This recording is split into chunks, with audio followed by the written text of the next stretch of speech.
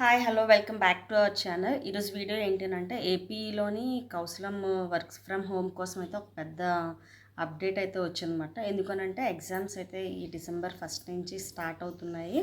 కొంతమంది మెయిల్స్ రావడం జరిగింది. సో వాళ్ళు ఈరోజు నిన్న కొంతమంది అటెండ్ అయ్యారు, ఈరోజు కొంతమంది అటెండ్ అవ్వబోతున్నారు.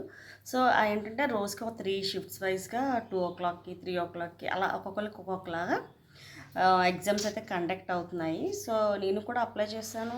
మా ఏరియాలో ఆల్మోస్ట్ చాలా వరకు అప్లై చేశారు. సో ఫస్ట్ డిగ్రీ చదివిన వాళ్ళకి, బీటెక్ చేసిన వాళ్ళకి, ఇలాంటి వాళ్ళందరికీ ప్రిఫరెన్స్ ఇస్తామని చెప్పేసి అని అన్నారు. సో అలాగే ఓకే.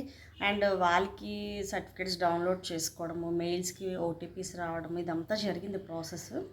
అండ్ రీసెంట్ డేస్లోనే ఇలాగ వర్క్ ఫ్రమ్ హోమ్కి అప్లై చేసిన వాళ్ళకి ఎగ్జామ్స్ అయితే కండక్ట్ చేస్తున్నారు అని చెప్పేసి అన్నారు. సో వస్తున్నాయి కదా అని చెప్పేసి నేను సచివాలయానికి వెళ్ళి కనుక్కున్నాను. నాకు అక్కడ తెలిసిన వాళ్ళు ఎంప్లాయీస్ ఉంటారు కదా, సో వాళ్ళకి కూడా కాల్ చేసుకుని కనుక్కుంటే వాళ్ళు ఏం చెప్పారంటే పీడిఎఫ్ పంపిస్తే అందులో చూసుకోండి అని చెప్పేసి అని అన్నారు. మేడం మా నేమ్ వచ్చిందా లేదా అని చెప్పేసి నేను అడిగాను వాళ్ళు. సో వాళ్ళు నాకు పీడిఎఫ్ పంపించారు. ఆ పీడిఎఫ్లో నేను నేమ్ చెక్ చేసుకుంటే నా నేమ్ లేదు. నా నేమైనా కాదు.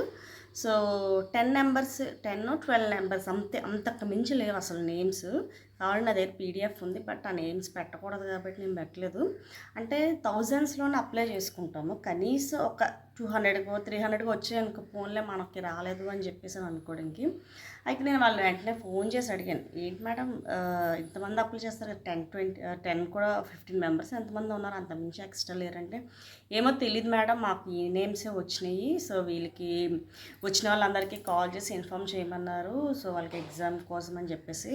అండ్ సచివాలయానికి హెడ్ ఫోన్స్, అంటే వర్క్కి సంబంధించి కొన్ని ఐటమ్స్ అయితే వచ్చినాయి అని నేను చెప్పేసి అన్నారు. అంటే మనకు తెలిసి మిగతా వాళ్ళ పరిస్థితి ఏంటి మేడం అని చెప్పానంటే, ఏమో మేడం December 6 వరకు టైం ఉంది అంటున్నారు, ఈలోపు మళ్ళీ ఇంకో లిస్ట్ రావచ్చు.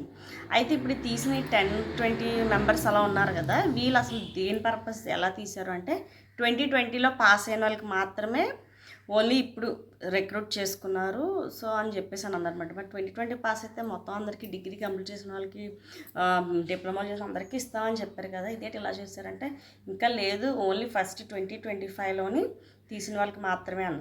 సరే 2025లో తీసిన వాళ్ళకి మాత్రమే ఫస్ట్ ఛాన్స్ ఇస్తారని చెప్పారు కదా, మరి అది 10 మెంబర్స్ ఉన్నారు అంటే చాలామంది ఉంటారు కదా, మరి 10 మెంబర్స్నే పిలవడానికి గల కారణం ఏంటి అని చెప్పానంటే, ఏమో మాకు తెలియదు మేడం అని చెప్పేసి అన్నారు వాళ్ళు.